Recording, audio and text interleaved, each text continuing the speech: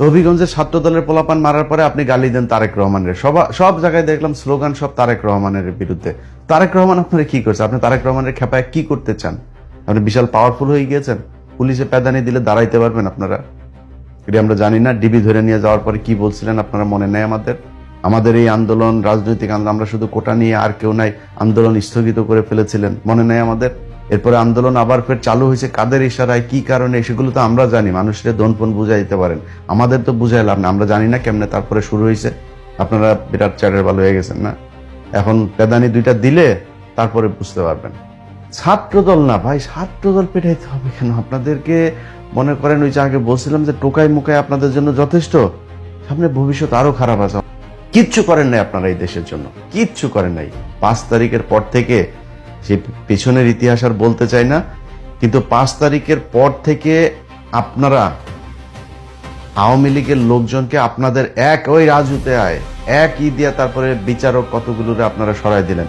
সরাই সেখানে কি কি লেনদেন হয়েছে আসিফ নজরুলের মাধ্যমে, আসিফ নজরুল আপনাদের কোন কোন ছাত্র নেতাকে টাকা দিয়েছে সেই কথা আর বললাম না। এই যে ছাত্রদল আপনাদের উপরে হামলা করেছে, আমি বিশ্বাস করি না ভাই যে ছাত্রদল করা কোনো একটা মানুষ এনসিপির কোনো ছেলের চোখ উপড়ায় নিতে পারে বা চোখ অন্ধ করে দিতে পারে। আমি বিশ্বাস করি না এটা।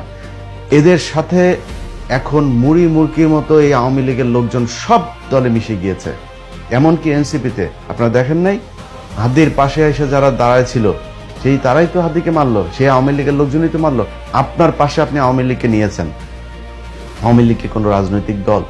আওয়ামী লীগ ধর্ম হিসাবে পালন করে ওদের দলের, ওদের আব্বা, ওদের নবী হইলে গিয়ে ওদের শেখ মুজিব জাউরাটা, হ্যাঁ, এই জাউরারে দিয়া ওরা একটা ধর্ম হিসাবে পালন করে। ওরা তোর দলে আসবে, ওরা এখন চুপ করে বসে আছে, কোনো কথা বলে না।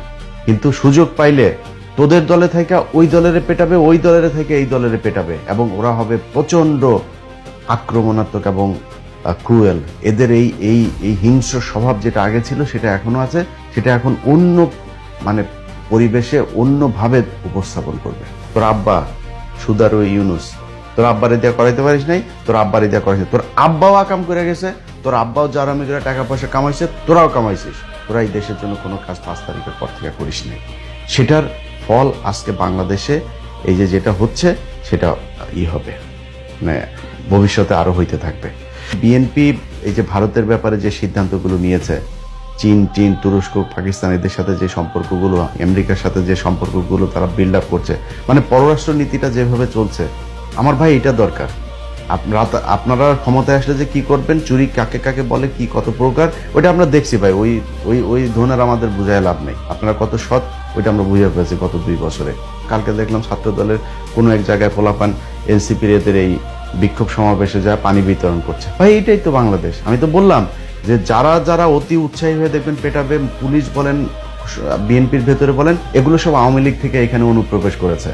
বিএনপির কোনো পোলাপান যার ভেতরে জাতীয়তাবাদী চেতনা যে গেল 15 বছর কষ্ট করেছে, সে কোনোদিন এনসিপির কারো গায়ে হাত দিতে পারবে না। তো এই জিনিসগুলোর ব্যাপারে সাবধান থাকেন।